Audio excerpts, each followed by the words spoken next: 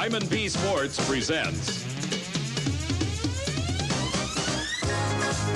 the American Sports Cavalcade.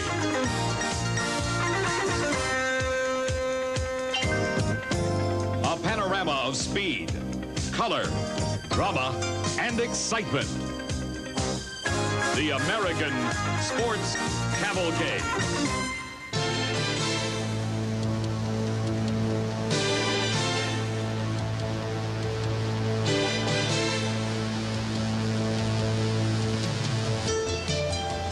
Cincinnati, Ohio is a strikingly beautiful and interesting city. Her majestic skyline looks across the broad Ohio River towards Kentucky. Her architectural mixture among the most impressive in North America. The Queen City is a bustling center of commerce and industry.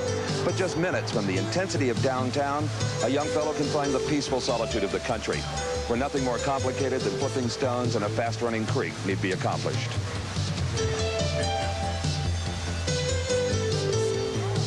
Hello, everyone. I'm Steve Evans. And today, from Queen City Speedway, just north of Cincinnati, we bring you race number 2 of our 3-race coverage of the Stock Car Connection Showdown of Champions. Now, you may remember from race number 1 up in Montreal, the Stock Car Connection, 3 regional sanctioning bodies all coming together under that common banner. There's the American Speed Association from right here in the Midwest. The cars from down south, they're called All Pro. And the American Canadian Tour ACT from the northeastern United States and Canada. Now, we'll be seeing the best from all 3 organizations today in 50 action-packed laps.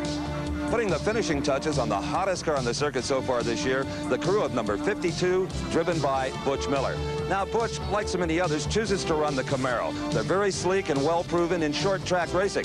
But the only thing General Motors has contributed to this body is the original design silhouette, because these cars are fiberglass, and everybody runs exactly the same body panels. Now, if you choose to run a Camaro, though, you pay a little bit of a penalty, because the rules require this car to weigh no less than 2,875 pounds. Brock Yates is with another machine that is a little bit lighter. Well, Steve, lined up here along pit row is the number 91 Buick LeSabre of Beaver Dragon, representing the American Canadian Tour. Beaver, out of Milton, Vermont, one of the real veterans in this kind of competition, starting his 31st year of short track racing. Now, the Buick LeSabre, very popular make here. Over 24 of these automobiles ready to go in competition. The car a little bit lighter than your Camaro.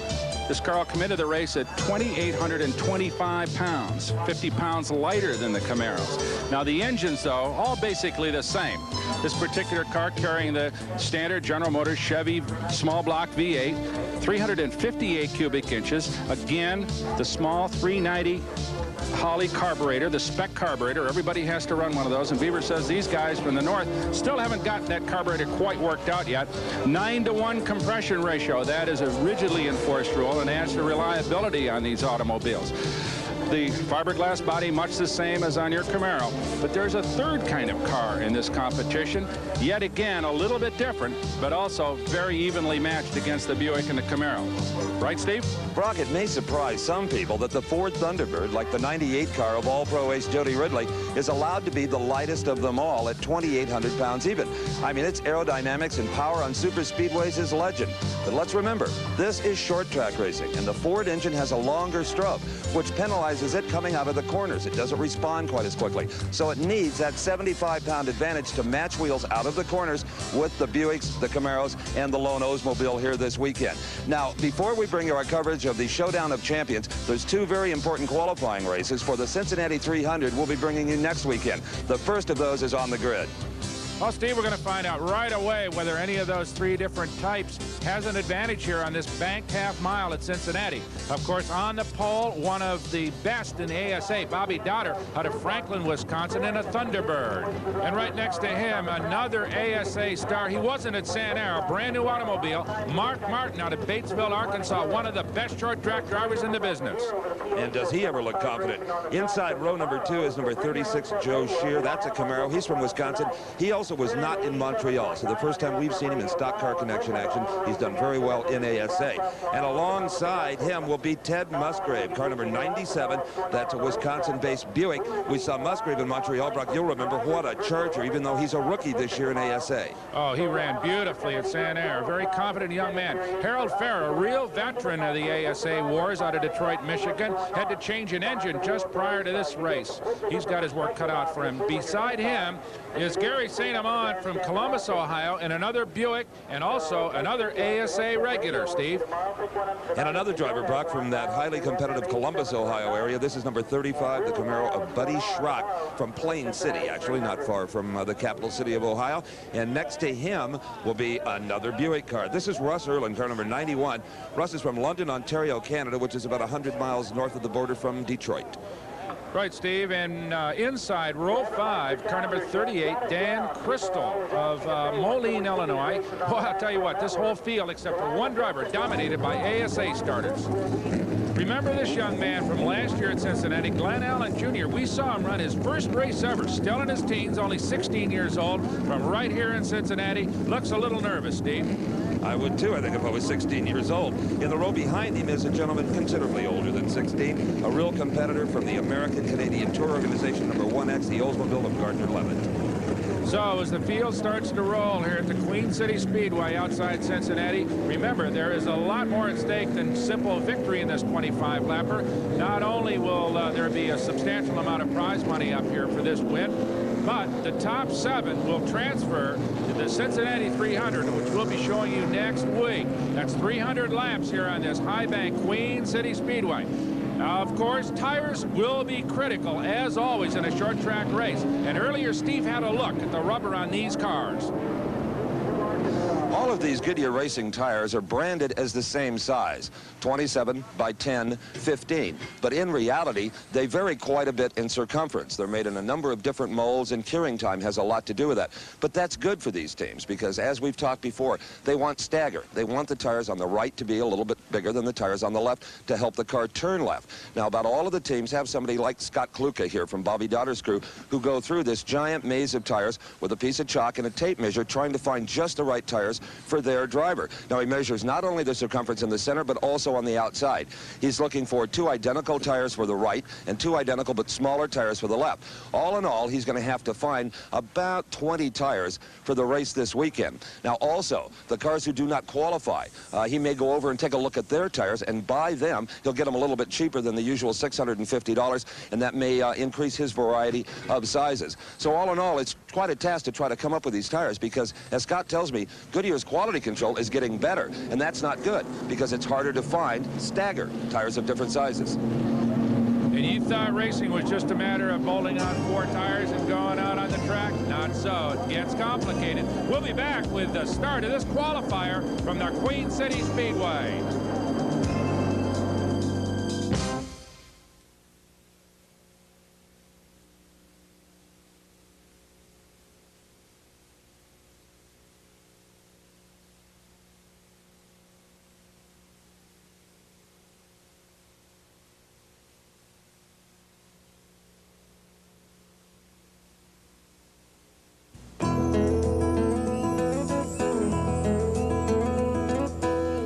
A century ago, the area around Cincinnati was dotted with split rail fences like this, but now you'll find it pretty much in special areas like this Sharonwood Village theme park, where a number of buildings have been reconstructed and refurbished to give folks an idea of what life was like in the 19th century. Well, life about to get very interesting for these drivers. We're just a few moments away from the start of this first qualifier. And Brock, as you know, when the Stock Car Connection originally announced their Great American Challenge Series, it was for 6 races. But you see here, there's only 3 left after we're done here at Queen City Speedway. That's because one race, Birmingham, Alabama, has changed its complexion. The Stock Car Connection people realizing that old facility, in fact 63 years of age and undergoing restoration, could not hold all the teams for a full Stock Car Connection event. So it will be sanctioned by All Pro. You're still going to see all the front runners at Birmingham. It just won't carry the points for the Great American Challenge Series. That race, of course, coming up in a few weeks. But right now, we've got a pair of Thunderbirds on the front row getting ready to take the green here at Queen City, Steve. That's right. Remember, we told you at the top of the show they're a little bit lighter. They're allowed a little more engine setback. They really come out of the turns. And let's see, it's Bobby Doddard and Mark Martin side by side. That is Doddard's car on the inside, number 79. And Doddard suddenly streaks out into the lead. Right, as they head down into turn number 3 and 4, Doddard takes the lead to complete lap number 1. But Ted Musgrave challenges on the outside in that number 97 Buick and takes over second spot from Mark Martin. Right behind Martin is Joey Shear in the Camaro, Steve. And let's remember, this is only 25 laps. You're not going to see any pit stops here. This is really a sprint, the top 7 going to the Cincinnati 300. A lot of improvements have been made to this speedway since we were here last year, including that paved apron you see on the inside, and also the pit's completely paved. But that pavement has not cured yet totally, and a lot of the cars are tracking a little bit of oil out onto the racetrack. Could be a problem. Well, Steve, look at that dark brown number 2 Thunderbird of Mark Martin's trying to get back by Musgrave. Remember, Musgrave jumped him on the start and took over second spot. Mark, of course, staying low. Musgrave riding that high groove. This is a 2-groove racetrack, and the cars that are really hooked up pretty well can stay down low. You'll find the cars that are a little bit looser, like Musgrave's, staying up high. And notice that Martin has pushed back into second spot. So Ted, after an initial charge, and he is a charger, believe me, falling back and now being challenged by the number 36 orange Camaro, Joey Shear, for the 3rd spot. Well, Joey Shear got his fender poked in there for a moment, but Musgrave came right back. In fact, with Martin and Musgrave running side by side, there was really no lane for Shear to take. Right.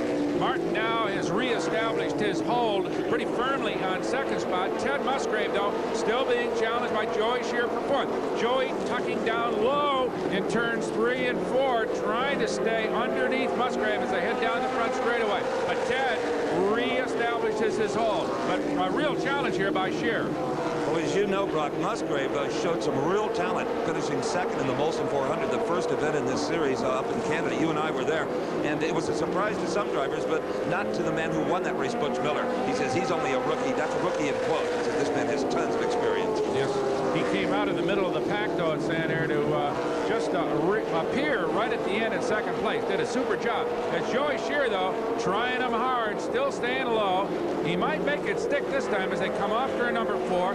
Musgrave a little loose, but staying in that high line, that high groove here at Queen City Speedway. A half-mile semi-bank speedway. Very smooth racetrack, a good racetrack to run on, and you can run 2, sometimes 3 grooves here. That's right, and look at Sherry. He's going to try to come down low as they sweep out of turn number 4 across the start-finish line stripe, but Musgrave still hangs on to the position. Right, he can carry a little bit more speed onto the straightaways in that high groove, but if Joey gets underneath him, he's going to make it stick, believe me. Shear nose to nose into turn 3 and 4. Will he get by him? It looks like this one may work. Shear's got the low line now, but Musgrave dives in, chops him off on that high side into turn 1 and 2 as we have a look at a couple of ASA veterans, Harold Fair and Russ Gerland, running for the 6th spot. Now remember, up to 7 places will transfer to the big Cincinnati 300 next week. So there's a lot at stake for these guys, even though they probably don't have a chance to win right now, unless we have some massive failures up front. Right now, though, up front, look at this. A race for the lead, Steve. 79 Doddard being challenged by number 2 Mark Martin coming off turn number 4. Doddard just hanging on. A similar kind of tactic going on there as the race between Joey Shear and Ted Musgrave. You know, this track to the folks at home, Brock, may look like one where they're on the gas all the way around, but they're not. They're hard on the pedal on the straights, and they have to get off in the turns just like this and then ease back into the power. There's some braking involved. When you're running this close together, you just hope the other guy gets off the gas when you do and on the brakes when you do. Well, look at this. Martin squeezing by Bobby Doddard to take the lead. Well, Mark Martin, of course, very well known in all forms of stock car competition, has established himself as one of the premier short track stock car drivers in the business, and now opening out substantially on Bobby Doddard. And, you know, also, Mark Martin holds the all-time stock car track record here at Queen City Speedway. It was set about 3 or 4 years ago, but in those days, in those cars, they ran engines and had considerably more power. There were bigger motors, so that record really isn't one that should be compared to what we'll see on the track today. In fact, it was snowing the day he set the record. That's how good he is. All right, here's is that race again for third place between Ted Musgrave and Joey Shear.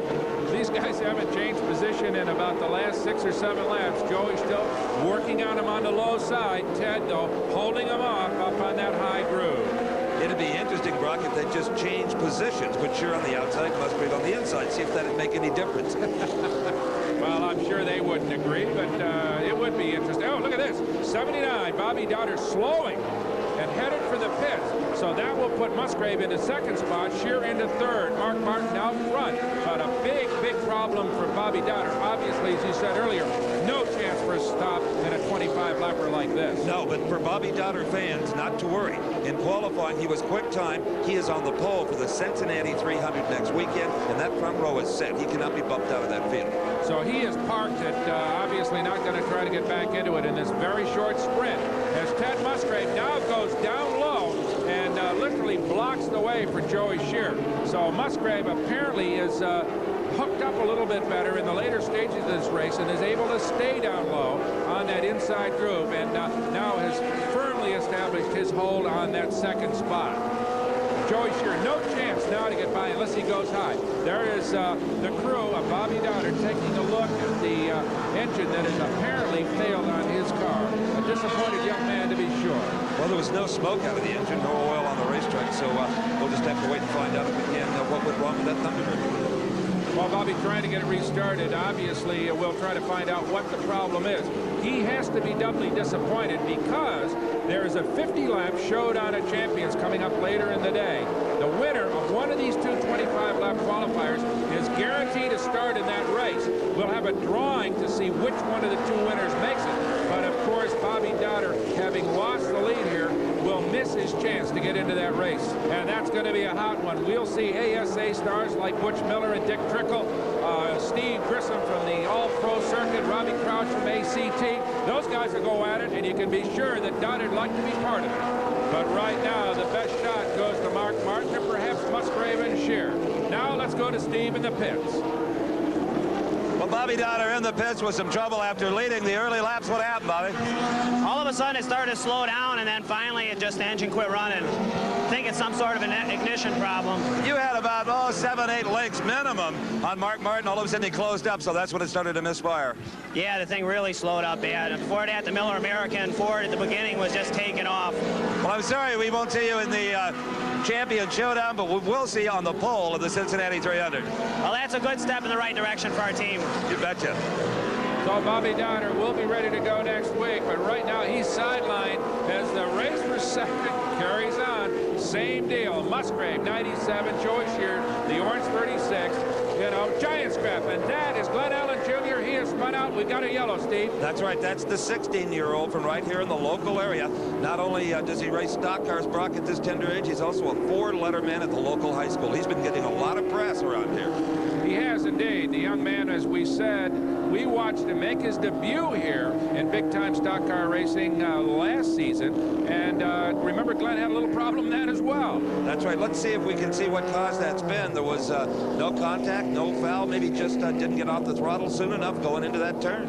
Well, it'll give you an idea of how tricky these race cars are. Glenn Allen just got in there a little bit too hot and gets sideways, can't save it, and down onto that brand new freshly paved apron. No foul, no damage. The yellow out, though, while they're cleaning up the racetrack. We'll be back with more of this qualifier from the Queen City Speedway in Cincinnati, Ohio, the Stock Car Connection.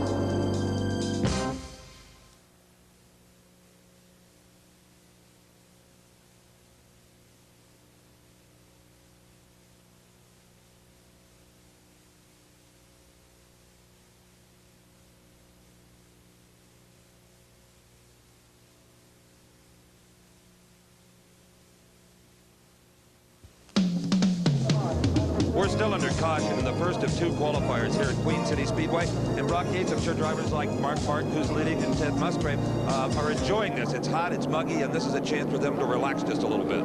Well, after they go to green, there are only 2 laps left here. These caution laps don't count. Mark Martin on the point, heading toward a green. We've got 2 more laps left to go. And if Martin can hang on, Brock, he will be the one that makes the drawing to determine whether it's the winner of this qualifier or the one that follows that will go into that Showdown of Champions and meet with the best from all three organizations. Mark Martin out in front of the Thunderbird, and Ted Musgrave right behind him in the Buick. Well, he got a good jump, Mark Martin did, to pull away from Ted. Ted would have theoretically had a shot on this final lap to have gotten by Mark, but as it turned out, Martin had a beautiful restart and heads down into turn number 3 around that big sweeper, turn 4. Right up ahead of him, the checkered flag, and Mark Martin in the number 2 Thunderbird goes on to victory. Now, remember, he had to fight Bobby Dowder for that lead, and finally Dowder fell out, and from there on in, it was an easy win for Mark. And the two guys who gave us such a show running for that second and third spot, Ted Musgrave and Joe Shear, well, they finished just in that order. 97 Musgrave in second, 36 Shear in third. Earlier, Brock commented on the fact that tires in short track stock car racing are just about as important as horsepower or chassis setup. And we looked at how they measure the tires. Well, also, they're doing something different this year as far as tire pressure is concerned. I looked at it.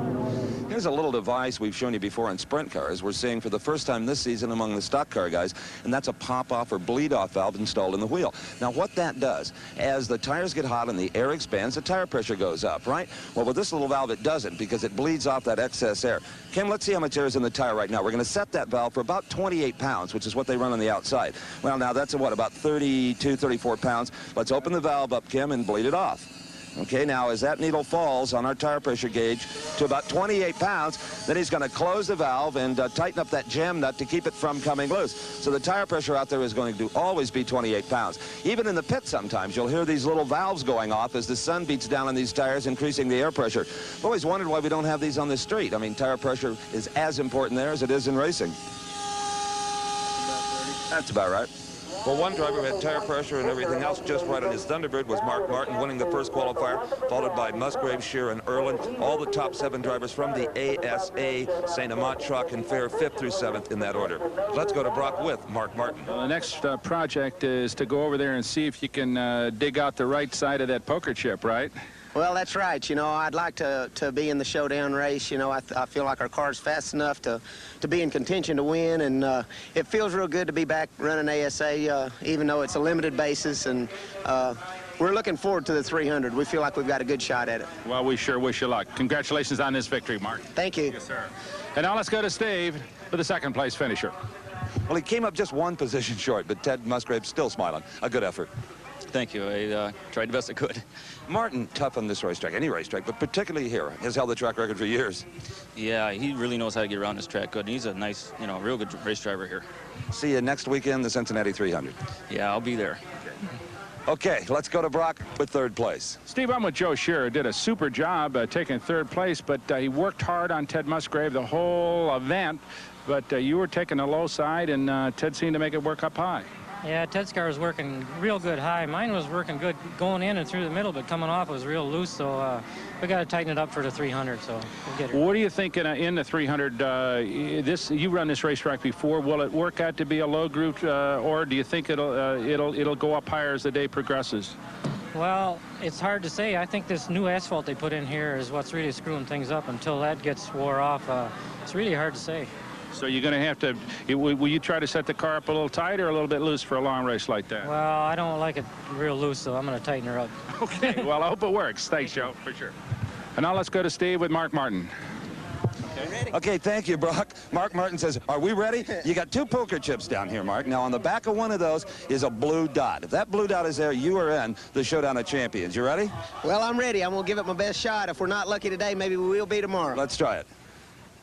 There it is. Congratulations. We got to go get ready. Indeed he does. So that settles that. It'll be Mark Martin going in to the shootout. And Mark Martin plenty happy. The number 2 Thunderbird will be in there with the heavy hitters, including this car, number 99, the Silver Bullet of Dick Trickle in the Showdown of Champions coming up.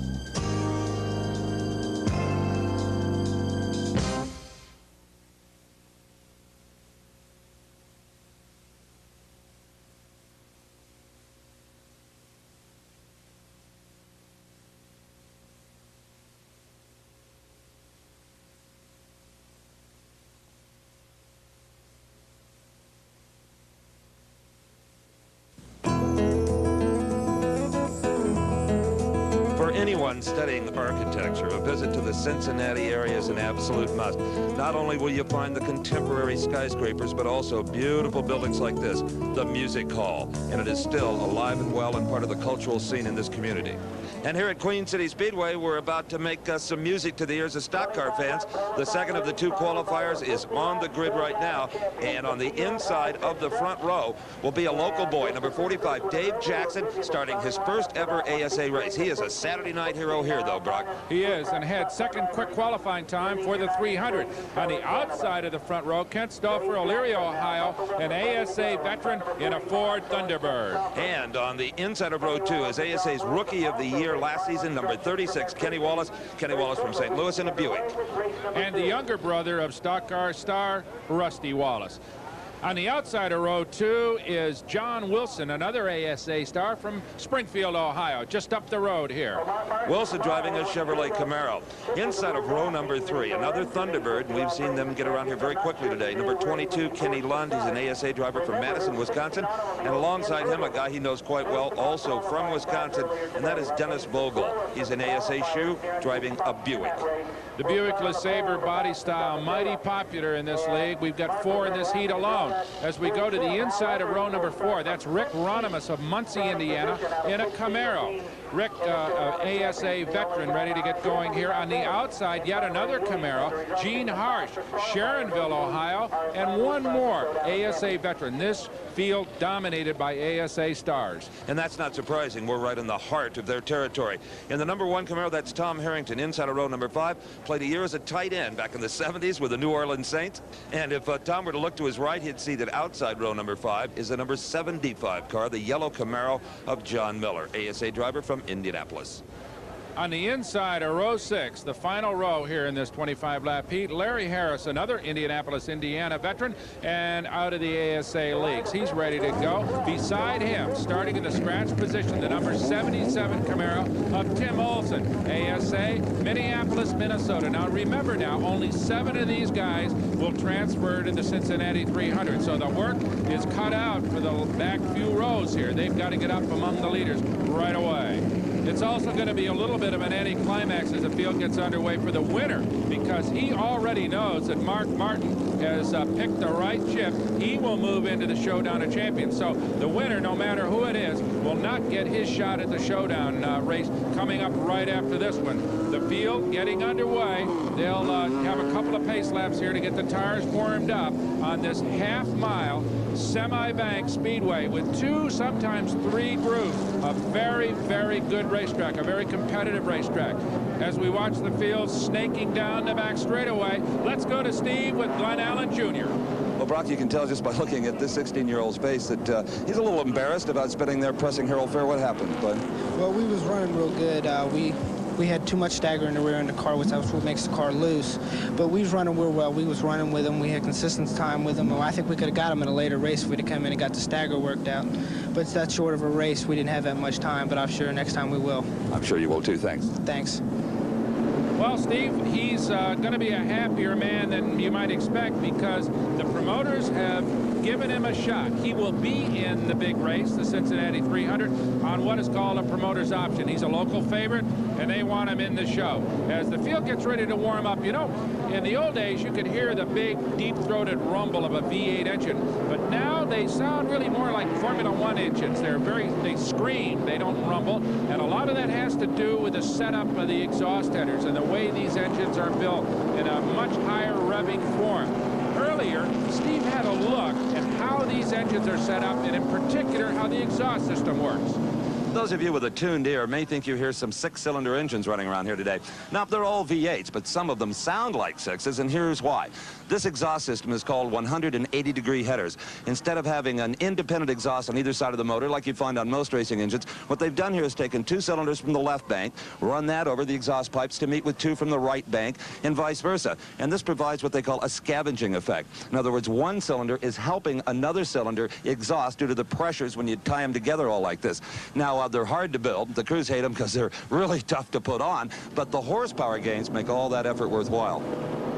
It sure does, and we're going to see some of that horsepower unleashed here on this half-mile Queen City Speedway in a 25-lap qualifier right after this.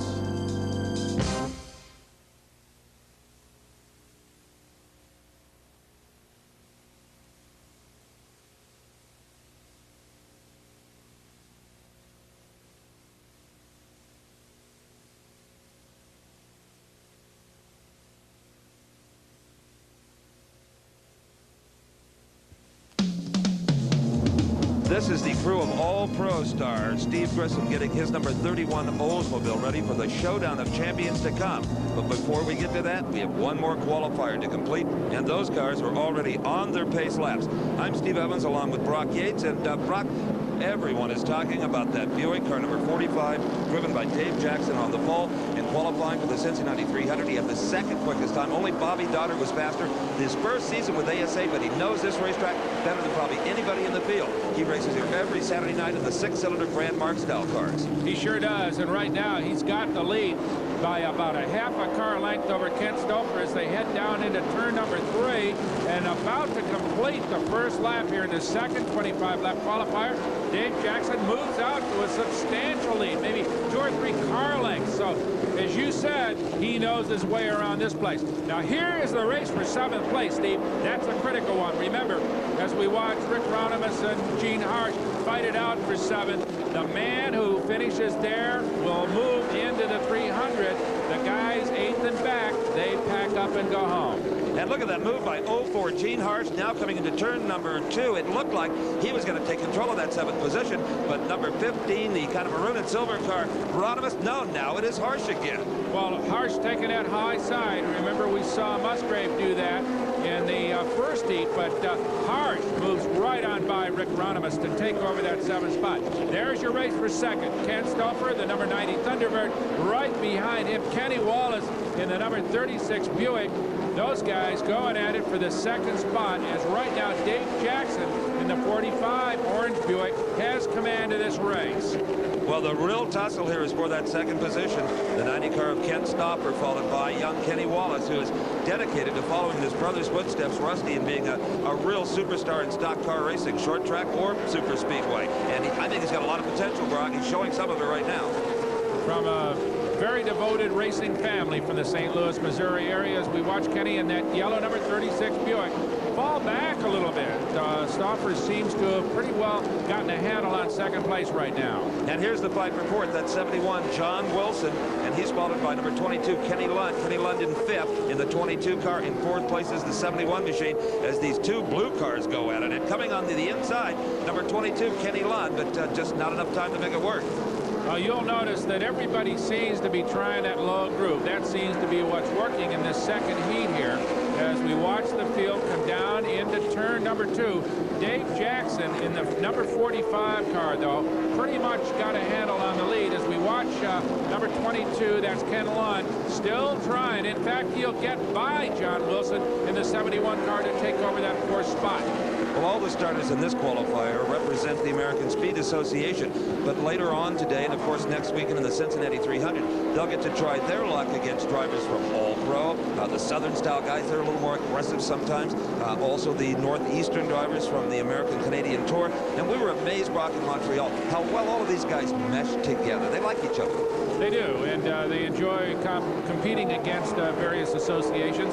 Dave Jackson, though, right now, he's just pleased to be running with the big-time guys from the ASA. He's a local track competitor, as you said earlier, knows this speedway in the dark. He could get around here blindfolded. There isn't any question about that.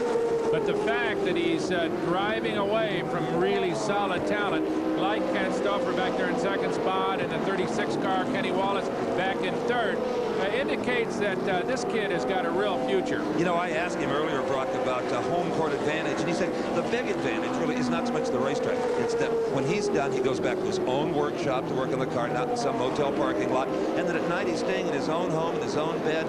He said that's really the advantage, not so much the racetrack, just being in your own hometown. That's right. These touring professionals, like the guys like Trickle and Butch Miller and the rest, they run all year long. They work out, as you say, traveling circus, and that makes it really difficult. And I suppose the proof of the pudding of Dave Jackson's career will be when he's able to put a couple of seasons under his belt and compete like those guys day in and day out on the road. Look at this fight for the 5th position. The blue number 71 John Wilson, he is in 5th. Just behind him, red number 51. Of course, that is Dennis Vogel, and Gene Harsh wants to be part of this as well. Whoa, 51 trying to come underneath 71 Wilson.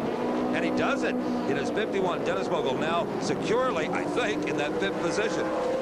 So Dennis puts a little bit of a cushion between himself and that fatal number 8 spot. Remember, that's the one that puts you on the trailer and sends you home. So 7th upward, as we said earlier, is the one that moves you into the 300. And right now, Gene Harsh holds down that last spot, the qualifying spot in that 04 car, that Camaro.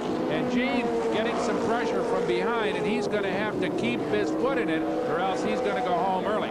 As we watch the field circulating here, that's number 51, Dennis Vogel, ASA driver. Right behind him, the 71 car, John Wilson, now being challenged by Gene Harsh. Well, no one wants to be further back in this race than 7th, and sitting in the number 8 position is that red car with the blue stripe on the nose, the Camaro of Tom Harrington. He has got to pick up one more position if he's going to race with us next weekend. But right now, Steve, all he's got is that kind of tantalizing view of that blue rear end of the Gene Harsh Camaro. Just a car length or two ahead of him, but Harrington just can't seem to marshal enough power to get by him. And the laps continue to tick away. It doesn't take long to get around this half mile at all. So if Harrington is going to move up and get that 7th position, he better start working on it very quickly. And two guys are going to have a big say-so in whether he does or not. It's 71 John Wilson and the 04 car of Gene Harsh. They just continue to kind of beat on each other, not getting too physical, not wanting to ruin their chances of transferring out of this race either. Here is the race for 3rd and 4th spot. That's Kenny Wallace in the 36 car. Right behind him at number 22, Ken Lund. A couple of ASA pros going at it here. We'll be back with more of this qualifier from the Queen City Speedway, the Stock Car Connection, right after this.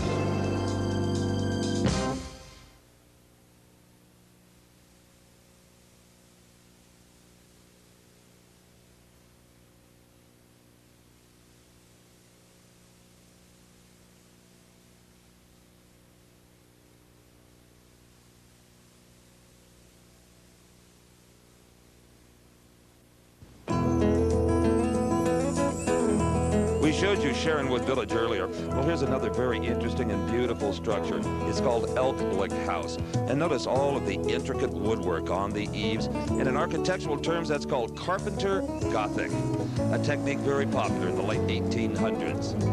And something very popular in the late 1900s, short track stock car racing. We're back at Queen City Speedway.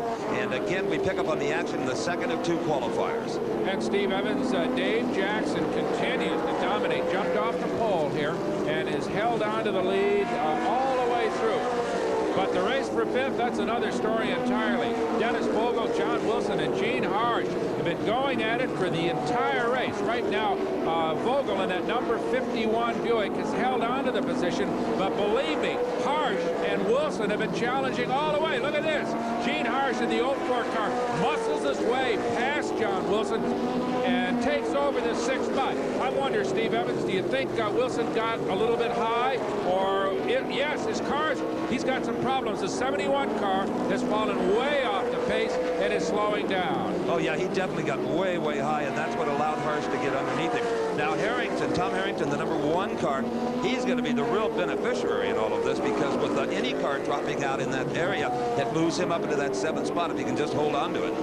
And look at Harsh in the 04 car, Steve. He is now challenging Dennis Vogel for 5th spot.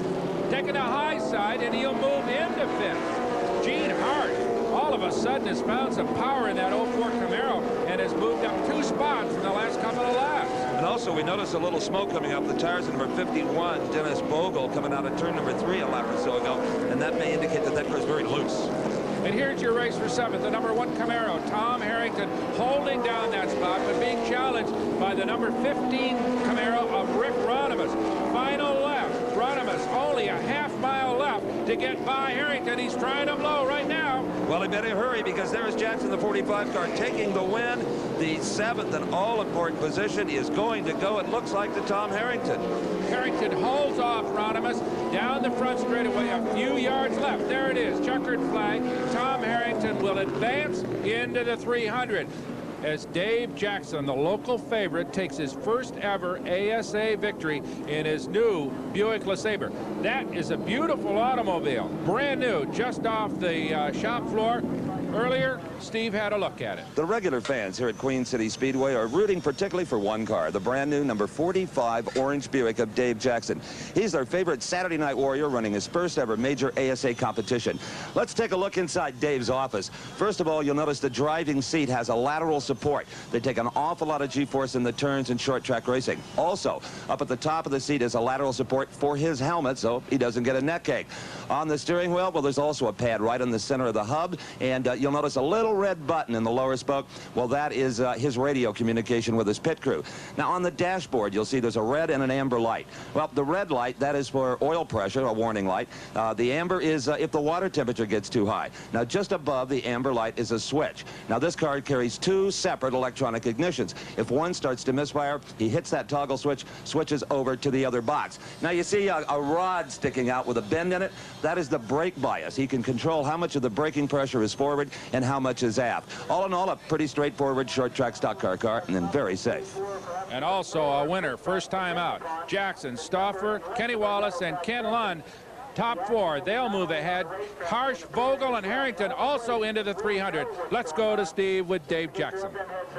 Well, it gives me great pleasure to congratulate Dave Jackson on his first ever ASA checkered flag. How about it? Yeah, that's true. I appreciate that. It's been a long time coming. I hope we get a lot more of these. You know, you got a nice round of applause from the fans, which I'm sure you couldn't hear. They watch you every Saturday night here. Yeah, that's true. We've been racing here for about 7 years. I've been here track champion a couple of times and things like that, but I felt real good about qualifying. Mm-hmm. You know every pore in this pavement. How important is that? Well, it's important, but these guys, these professionals that do this every day for a living, they know this track too. I told somebody earlier in the week that my best advantage is I get to sleep in my own bed tonight. So these guys know this track, and I got my work cut out for me. Okay. Thanks a lot, and look for this man to do well in the big 300. Okay, let's go to Brock with second place. Thanks, Steve. I'm with Kent Stauffer, who covered the field except for old Dave in that 45, and he just seemed to have a little bit too much for you. Yeah, he had the inside lane was the quickest lane at the start of the race, and he got the jump on me, and then pretty much we stayed even after that. But with the heat is a factor and the tires get greasy, there's not a whole lot you can do. Once you stabilized and everybody just kind of lined up and kept on trucking, there was you had to wait for a mistake, right? Yeah, and unfortunately for me, he didn't make one. And now let's go to Steve with a third place finisher. Well, Kenny, towards the latter laps there, it looked like you were just practicing more than you were anything else, not trying to pick up Stauffer that hard. Yeah, well, about 5 laps in the race, we blew a power steering line, and I run a lot of what they call positive caster, and I was holding on for dear life trying to turn it. We ran our rear end, pump on the rear end, and one of the lines blew, and oil come all over me and the inside of the car, and so I was just hanging on. You know, anyone who's ever had their engine die while the car was still rolling knows how hard it is to turn a car without power steering. Is it the same in a race car? Is it that difficult? It's worse, way worse, because we run what you call positive caster in the left front wheel, and it's when you turn the wheel, you're trying to pick the left front of the car up, drive that tire in the ground. So we did our best. I'm happy. You know, I'm glad it happened now before, you know, the big race. That's right. Okay. Yeah. See you then. Thank you. Kenny Wallace surely to be a factor in that big 300. This man, Bob Seneker, one of the all-time winners in ASA competition. Remember his domination of the Showdown of Champions at San Air. Well, he's up next along with a whole bunch of serious players. We'll be back to see if he can repeat after this.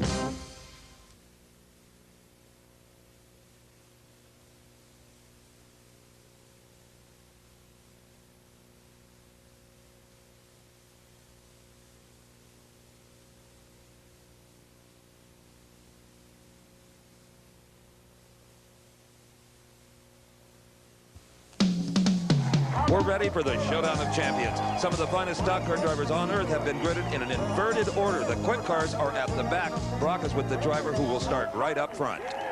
Steve, starting on the pole is Kevin LePage, who's in this Buick LeSabre, and a man from way up in the Northeast in Maine, and I'm sure kind of a little hot for you, Kevin, and also a fresh new racetrack. 2 challenges here.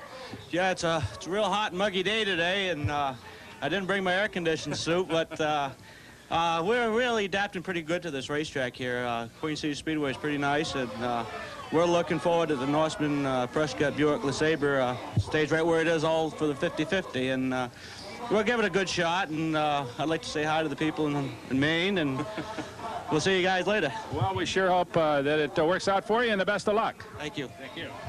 Okay, let's go to Steve. Well, Beaver Dragon, you were on the pole, so to speak, where you're up front in the front row, that's for sure, on the inside. But I've been talking to a lot of guys behind you, and they don't plan to let you stay up here very long. Well, I got other plans for them. I'm planning on staying up here. Do you think you can? Well, I don't know. Judging by the last two 25-lap races, I think the pole man has a pretty good shot because after 5-6 laps into the race, the track is greasing up and everybody's slowing up considerably. So I think we got a good shot at it up here. What about the turns on this racetrack? Are they similar? Are they identical? What? Well, 1 and 2 is a little different than 3 and 4. 1 and 2, there's not too much of a problem getting through, but 3 and 4, you tend to get a little bit loose coming off in 4, and you got to drive it a little bit different than 1 and 2. So 4 might be the trouble spot? Well, I think 4 would be the trouble spot, yes. Okay. Nice talking to you again. Good luck. Thank you. Rock? In the beautiful number 11 Camaro, starting on the outside of the second row, is Canada's most popular short track driver and a very successful one as well from Quebec, Claude Leclerc. And Claude, first time at Cincinnati, a little trouble setting up here today. Yes, for setting the car and for find the groove, and maybe after this race it will be better. Good luck. Well, we'll be counting on you, and I know your fans in Canada will be as well. Thank you. All right. Steve? On the outside of row number 5, just about in the middle of the field, is the Buick of Steve Grissom. And Steve, you've made a long pull from Alabama. This is your first time on this particular short track. How do you feel about it? Well, the car feels pretty good. We've been kind of fighting a little bit of the weather, the sun being out one practice session, the clouds coming back for the next practice session, and it's kind of kept us guessing. When we qualified, we was a little bit tight, and we've made some adjustments since then, and hopefully we'll be right to win this 50-50 race. Okay, we hope for your sake that all that comes true. Thanks a lot. All right, thank you. Okay, let's again go to Brock. Well, Steve, I'm with a man who's got a 1-race winning streak going in the Stock Car Connection Showdown of Champions races. He dominated the event at San Air and faces a whole different set of circumstances here, Bob, with a shorter racetrack and a lot hotter race conditions. What kind of adjustments come to your mind for this one? Well, not only is it shorter track and hotter conditions, I'm also a lot farther back in the field than I was at San Air. I was on the pole, or second on the pole up there. Now I'm back in about 12th spot. It's going to be a tough one, and this track's a little narrower than San Air, so it's going to be a real traffic jam for at least 10, 15 laps here. You got all the quick guys at the back, though, an inverted start, a little change in format, and we understand that some of the guys are going to try to go high. Do you think that'll work on this racetrack today? Yeah, this track's pretty good for running. You can run 3 abreast sometimes if you're careful up there. At least there's room to do it. And I'm sure it might have to be done in this race because it's not very long considering how far back we are. Well, we'll be watching. Good luck. Thanks. Steve? On the inside of the next to the last row is the famous number 99 car of Dick Trickle, the car he calls Lacey. And Dick, I know you hate to be this far back when you've got the performance that you're enjoying here at this track. Well, I think they're trying to make a showdown race out of it, and they either got to start the quick qualifiers on the pole and keep all the fast guys together or invert them. And they chose to invert them, which should make a real good show for the people. And for us. Tell me about the personality of this racetrack, Queen City. Well, no, we normally run here in the spring, and the track is a lot tackier and a little faster. And the setup needs to be a little different today because it's in midsummer's hot. The personality of this racetrack is the car wants to get loose as you get down a few laps. Mm-hmm. Okay, good luck to you, and try to stay out of trouble if you can this far back. Well, hopefully we can get this Coors Light Silver Bullet out front, but we'll know what's happening in 50 laps. Okay, let's see where Brock is.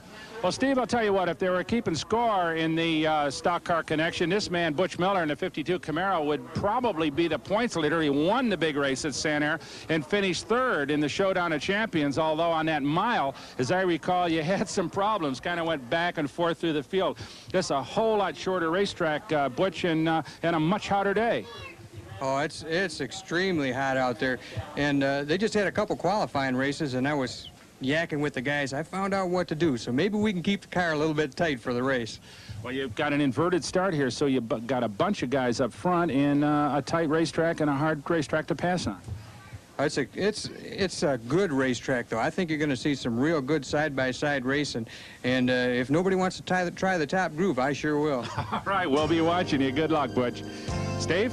Thanks, Brock. And of course, by virtue of winning that first qualifying race and being a darn good poker player, this man, Mark Martin, will start 15th in the number 2 Thunderbird.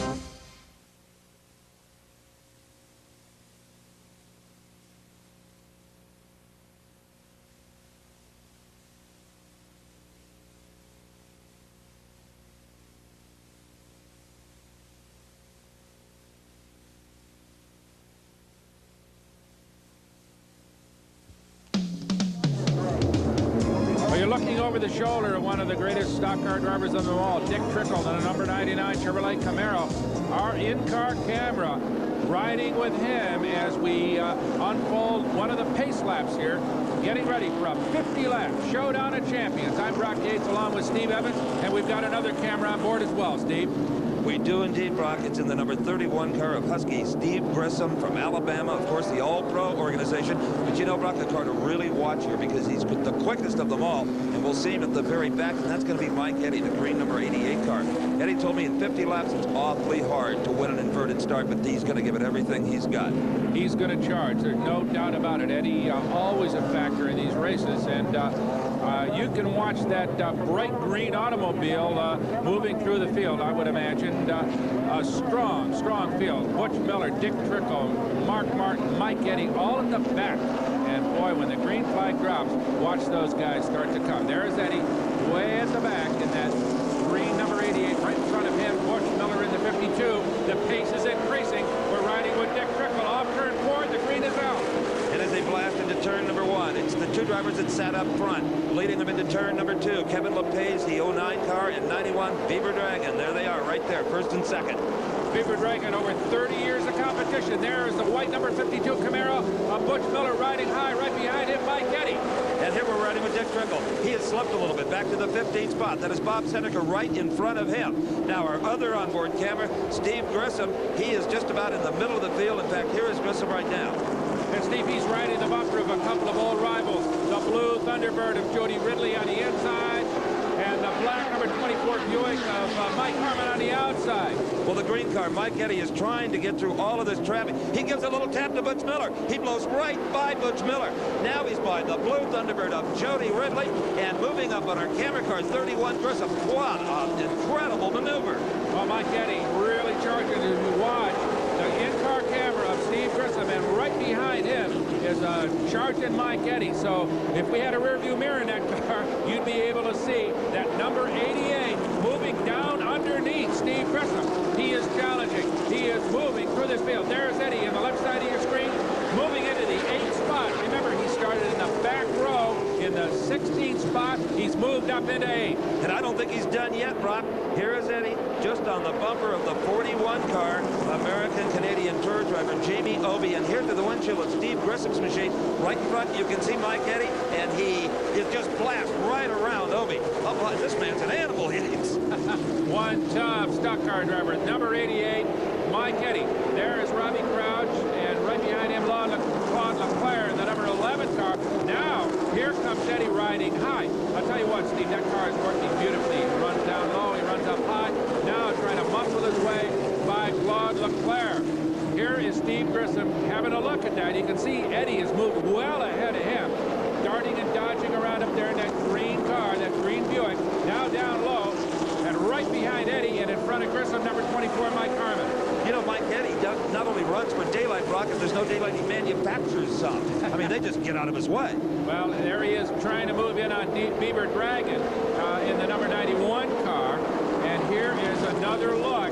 You can see Grissom working that wheel. These guys work these cars very, very hard on these short tracks. You never get a rest. Number 88, Mike Eddy, amazingly enough, in just a few laps, has moved up into the 3rd position. He's got 2 American Canadian Tour drivers in front of him. Robbie Crouch, who's done an awfully good job himself in that 48 car. He is now leading it, and here comes Eddy into the 2nd position, and he's got a good line on the leader. He does indeed. A battle for the lead. Crouch and Eddy going into turn number 2. Here is Grissom having a look at it way back in the field. So, hey, Steve, he's spinning. He's out of control. You bet he is, Grissom has lost that 31 car, and he's into the wall. You can see all of that fiberglass peeling back off of the front end. So Grissom is going to bring out a yellow, no question about that. And I know the fans here, Brock, along with you and I, have got to be a little bit stunned by the driving exhibition we saw with the man in that green 88 car. And the 31 car will live to race again, but certainly won't be back in this one. Well, he rolls it off the racetrack. Here come the leaders around. We're under yellow. Steve Grissom did a complete spin, 180 degrees, and whacked the wall pretty hard. He's obviously not hurt. But the car, I would say, out for this race for sure, unless the crew can tear away some fiberglass and get him back into it. It'll depend on what kind of damage. He hit pretty hard, but these cars are amazingly strong, and we've seen him bounce off fences before and keep on going. Well, here we can see in replay how hard he was fighting to maintain control. Now you can see he's at full lock right, because that's the direction of the slide, but he just can't get the wheel spun around enough when it turns right on him. Right, Steve, he overcorrected. That's easy to criticize Steve, but I'll tell you what, stick yourself in a 3,000-pound almost race car in a greasy racetrack, and keeping it under control under these circumstances, very, very difficult. That's right. It was hard to tell whether anybody else was involved in this thing. In fact, let's take a look from Dick Trickle's camera and see if we can see what caused Grissom to get out of shape. Okay, Steve, the car immediately in front of Trickle is Butch Miller. The car next to him, the 31 car, is Steve Grissom. There you see him come together, and Grissom then caroms off and goes up against the fence. And right now, Brock, coming into the pits is Dick Trickle, the number 99 car. Now, this is only a 50-lap race. No one planned a pit stop. In fact, if you pit, you lose is the rule of thumb here. But apparently, Trickle does not like the way that car was handling. He's going in for left side rubber. We can see that he was working awfully hard, maybe harder than he should have been. The two words you hear the most around the pits, setup. And, of course, tires are a big part of that, working together with the chassis. Here's the big story. Let me see if I can't race Mike Eddy on the radio. Mike Eddy, this is Steve Evans, Diamond P Sports. Yeah, I got a copy on you. You know, Mike, you're kind of proving yourself wrong. You told me earlier you didn't think anybody could come from that far back, and you've done it quickly. Well, I told you I was going to go to the front. I ain't there yet, but things keep going like they have been, and I'll be there. Well, it should be a fun fight with Robbie Crouch. Good luck. Thank you. So Mike Eddy got his sights on that number 48 Buick of Robbie Crouch. He has come all the way from the back. This is the car that caused the incident in the yellow flag. That is Steve Grissom's Oldsmobile with severe front-end damage. You can see the crew there trying to yank the fiberglass hood off. I would imagine he is finished for the day. A tough break for number 31, Steve Grissom. We're still under yellow. Crouch leads at Mike Eddy, about to challenge as we get ready to go green. The throttle's around the floor. They're off turn 4. The green is out, Steve. That's right, and on the point it is Robbie Crouch from the American Canadian Tour Organization. Just behind him, Mike Eddy. And after his pit stop, number 99, Dick Trickle, is in the 13th position, and just in front of him, running at 12th, is the 58 car of Darrell Brown. Now Trickle trying to move to the high side and get Brown. Well, you can be sure, Steve, that stop of Trickle's was to change the stagger. Now, if he's guessed correctly, he'll move up very, very quickly. There's a man who's got the right setup, number 88. Mike Eddy now trying to move in on Robbie Crouch to take the lead here in this Showdown of Champions, and he has it. Mike Eddy from the back to the front in an absolutely dazzling display of driving here as he's literally overwhelmed this field of expert stock car drivers. Well, they're nose to tail. That's Eddy and Robbie Crouch. But look at this. They're side by side. That is for the third place. That's 09 Kevin LePage on the outside. 91 on the inside. Beaver Dragon, who started up front, as you'll recall. And he's hung up pretty well, Brock. All right, the 24 car is Mike Harmon, and right behind him, the black and silver 0 car is Tom Jones. Remember, we saw him run third in Santa Air. There is that little cluster of automobiles fighting it out for the third spot, but moving up is the 52 Camaro. Who is it? Butch Miller. Look out, guys. But as for Mr. Trickle, he's having a little trouble in traffic right there, the 99 car just behind 58. But look at this, Brock. The change they made in the pits obviously has worked because he's not having to saw on that wheel half as hard as he was before. We'll be back for the second half of the Showdown of Champions right after this.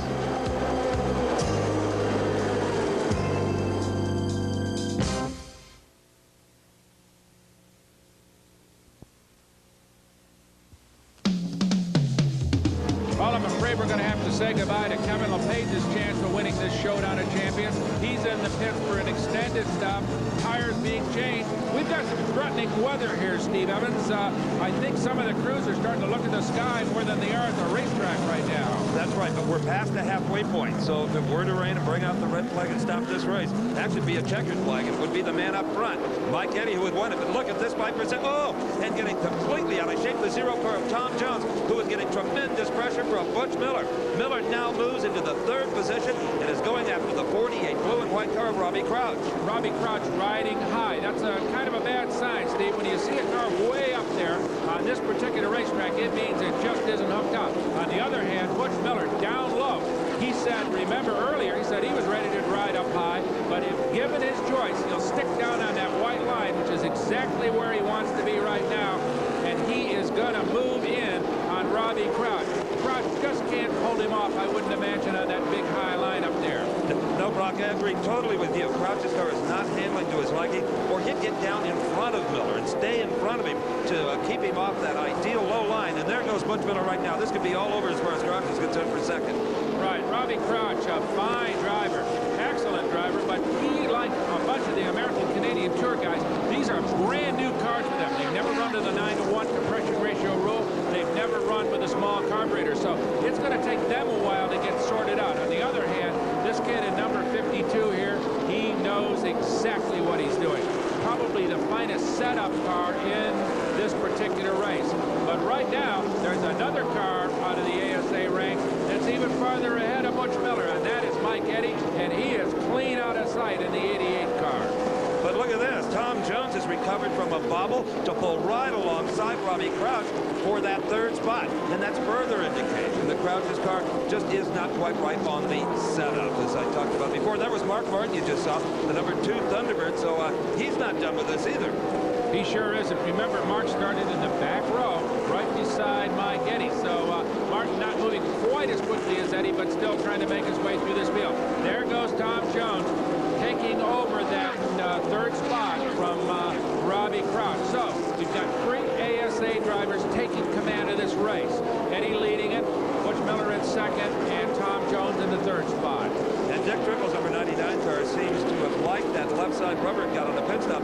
He has moved from 13th all the way up to 7th right now. Just in front of him is 24 Mike Harmon. Harmon and Trickle would both like to appear on this leaderboard in the top 5, but they're going to have to make some positions up before they will. And sliding just a little bit high is Harmon. The rear end of the car kicked out. Let's see if Trickle can take advantage of it. No, Harmon has enough horsepower to hold him off. Trickle bowls back in line, but gets right down onto the apron. Now this may make it work. Again, high goes Harmon. Trickle biting the wheel. That cost him some time. And here is your battle for the 4th spot, and Mark Martin drives past Robbie Crouch, putting Crouch back into 5th. Martin moves into that 4th spot. A good move on the part of Mark Martin, as we said earlier. He and Mike Eddy started in the last row in this race, and both of them are contending. Here comes Trickle, still trying to get by Harmon. Can't quite make it work. I'll tell you what, Trickle has got the car working because he's staying down in that low groove. But as you said, Mike Harmon, an all-pro veteran, is doing a fine job of holding him up. And I think they're just about equal in horsepower. Maybe Mike's got a little bit more because he can't seem to get down in that low groove to really block Trickle. But on the other hand, Trickle hasn't got enough power to drive by him on a straightaway. Oh, Trickle is just battling his own race car, not to mention the 24 car of Mike Harmon. He's got his hands full on both sides. And I tell you, Brock, no one gives or takes anything here. No, this is an excellent short track duel you're seeing right now. Over the shoulder, one of the greats in short track racing, Dick Trickle, got his sights on Mike Harmon in that 24 car, but Mike not giving an inch. Won't let him by. As he now, Harmon dives down a little bit low, kind of holds up the old veteran Trickle, and just won't let him work. Look at this. 52.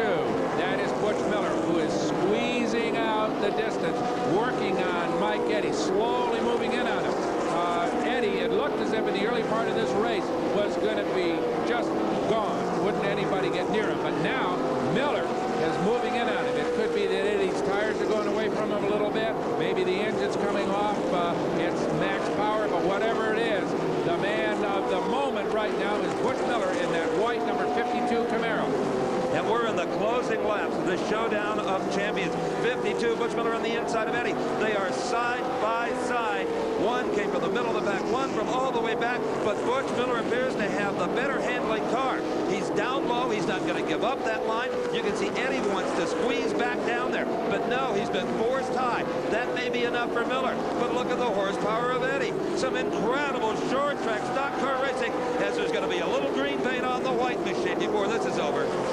Butch Miller slowly working his way out front. He's got the lead, but it's raining, Steve Evans. We've got just a little bit of a rain shower starting here, and as you know, these guys have no capacity to run a race. These tires are absolute slicks. The racetrack is very greasy, and you can be sure that if it starts to rain very hard, they'll throw a yellow flag. But right now, the green flag is still out. Now, there's a lot of heat in this pavement. It'll absorb a certain amount of very light drizzle, which is really what we have here. Kind of a drop here and a drop there. It's not even really drizzle. But so far, the starter is keeping the green out, but they're watching this track very carefully. And I don't see either of these two backing off a bit. No, they're hooked up real well. But here is your race for third. That's the 0 car of Tom Jones. Right behind him, the 2 car of Mark Martin. Trying that high line. There's some slower traffic ahead of Tom. But, well, I'll tell you what, Jones has done a super job himself. We've seen him run very strongly in both of these stock car connection contests. And right now, everyone, I'm sure, is seeing a few drops of rain on the windshields, knowing that even though there's only a few laps left in this race, there may be fewer still. So if you're going to make a move, as Mark Martin is trying to do right now to Tom Jones, you're going to have to do it quickly because, well, there you see it. On the 66 car in the pits, they're covering it up to keep it dry. Rain coming down. The car, of course, is Don Allen Jr. that we saw have his problems in one of the 25 lap qualifiers. Right now, Tom Jones, oh, look at Martin, took that low line, just angled that car down low, and got it a little bit sideways. I think the racetrack is starting to get greasy. You can see Mark fighting that car. Tom Jones riding up high, but chopping Mark as they come off turn number 4. The race here right now is for that third spot. Martin and Jones, terrific duel. And we're told by the Stock Car Connection officials are going to have to shorten this race by 1 lap. So Butch Miller this time around will be on the last lap of the Showdown of Champions. Yes, there it is, the white flag. A very intelligent decision on the part of the officials. I'm sure Miller's going to agree with that. Look at this race for third. They've got less than half a lap for Mark Martin and Tom Jones to decide who's going to get third place money. Well, right now, Tom's got it handled, but Mark giving him everything he asked for and more as we watch Butch Miller take the victory here in the Showdown of Champions. And we watch Tom Jones in the 0 car pick up third spot. And between the two of them would be Mike Eddy, the green number 88, who really put on a tremendous show coming from the back. But there he is, the same man we saw win the Molson 400 up in Canada, has today won the Showdown of Champions here in Cincinnati. Stay with us. We'll be back to talk to Butch Miller and more of the combatants in this dogfight of a stock car race right after this.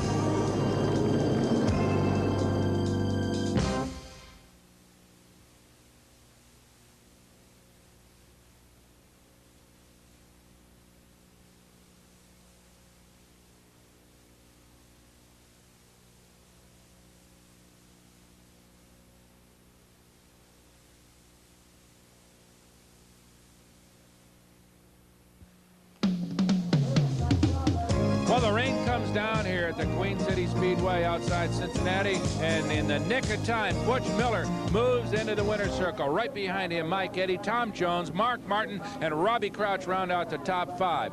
Trickle into 6th, Harmon, Seneca, Dragon, and Ridley 7 through 10. Steve? Coming out of the car, the man who came from behind, Butch Miller. And you know, Butch, I was watching that green car, the 88 car of Eddie, just slamming his way through the field, and all of a sudden, there you were. I tell you, the last challenge race they had, if there was a wrong groove to choose, I chose it. And you never got a yellow. And I did it again today. I can't believe it. I got to be the most stupid person out there. Fortunately, the race was long enough. Indeed, but they cut it just 1 lap short, but that wouldn't have made any difference. Did they cut it a lap short? I tell you what, they should have cut it about 15 laps shorter because it's hot out there. What about the rain? Was the car starting to slip and slide around a little bit? No, it wasn't too bad. If we'd had to stop for a yellow, the rain would have been bad. But as long as we were keeping the track hot, everything was fine. and the old Lane Automotive Chevrolet Camaro ran super. Indeed it does, and that's got to give you high hopes for the Cincinnati 300. We're going to bring everybody next weekend. Do well there as well. Well, we're looking forward to next week. Thank you. Okay, thank you. Let's go to Brock with second. Thanks, Steve. I'm with Mike Addy, who broke out of the pack first and looked like he was going to say goodbye to everybody, and then Butch just caught you up, and it looked like he was working a little bit better than you were. Yeah, Butch is working a little bit better. I started to get loose there at the end, and then when the rain come, it seemed to affect me a little more than it did him because I was already loose, and so we'll do a little bit of adjusting, and maybe it was just tire stagger. It's hard to say, and we'll be ready for next week. Good deal. Mike, this racetrack obviously is a lady that changes a little bit during the course of it.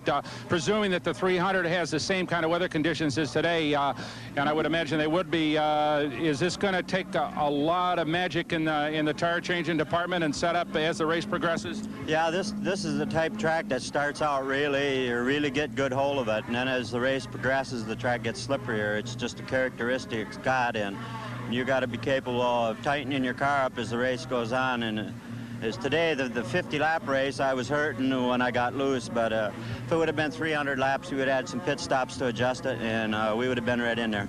Well, super job anyway. Congratulations on a strong second, Mike. Thank you. Okay. Steve? Well, Tom, we're getting a little rain in our face. This race was over just in time, lightning in the background. Good job, but the car looked loose, like a lot of them. Yes, it was very loose. It started out pretty tight, and then I think we got a bunch of stagger in the end, but this Felpro Gaskets Oldsmobile really performed well otherwise. You know, the cars appear to be pretty evenly matched now. The Thunderbirds, the Olds, the Buicks, the Camaros. No one seems to have a distinct advantage. Well, actually, I have a little more of a disadvantage than a lot of the Fords do because I have an old straight rail type car, and I have to weigh another 100 pounds over the Fords. So that gives me a little disadvantage, but the car works real well. Indeed. Good drive. Yeah, thank you. Okay. Let's go to Brock. He's with the fourth place finisher. I'll tell you what, real racers never quit working. Mark Martin just ran a strong fourth. Probably could have taken third if there'd been another lap left. Hurry, and he's trying to get a durometer checking on this tire setup. Was that the problem? Well, there was not really any problem. I'm just trying to get set up where we can run with Butch Miller right now. You know, we ran real good for you know, for the car being new and everything, but we got to get better in order to win. Well, Mark, you were running right on the tail of Tom. Do you think, you know, they called the race a one lap short because of the rain. Would you have one more in you? Do you think you could have gotten by him? I was giving it all I had, and I wasn't coming up with anything but a little bit of side-by-side racing. You know, Tom's a great competitor. Tom Jones is. And once again, I want to thank everybody from SAI, the Roofing People of America, for, you know, sponsoring us and helping make all this happen. Well, super show. Thank you. From Queen City Speedway, I'm Steve Evans along with Brock Yates. Join us at this very track next weekend for the Cincinnati 300. The executive producer for American Sports Cavalcade is Harvey M. Palish. Produced and directed by John B. Mullen.